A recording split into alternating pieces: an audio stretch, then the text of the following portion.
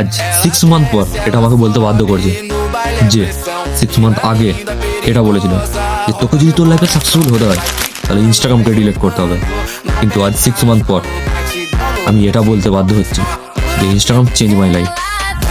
যেমন একটা পয়সার দুটো দিক হয়, তেমনি ইনস্টাগ্রামের একটা দিক আমি দেখেছিলাম, যেখানে বেকার রিলস, এন্টারটেনমেন্ট এগুলো করে নিজের লাইফটাকে নষ্ট করেছি। এবং 6 মান্থ পর আমি যখন ইনস্টাগ্রামের আর একটা দিক দেখতে পাই, তখন আমি প্রপার শখ। ইনস্টাগ্রামও এরকম দিক আছে, এইভাবে জিনিস থাকে। আমার বলার স্টাইল, আমার চিন্তাভাবনা, আমার থট, আমার মানে এভরিথিং। তাই তোরও যদি মনে হয় ইনস্টাগ্রাম শুধু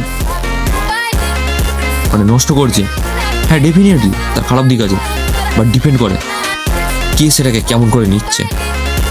যদি তুই ভালো কাজে ইউজ করিস ইনস্টাগ্রামের মতো কোনো অ্যাপস নেই, আর যদি তুই খারাপ কাজে ইউজ করিস সেটাও ইনস্টাগ্রামের মতো খারাপ অ্যাপস কিছু নেই।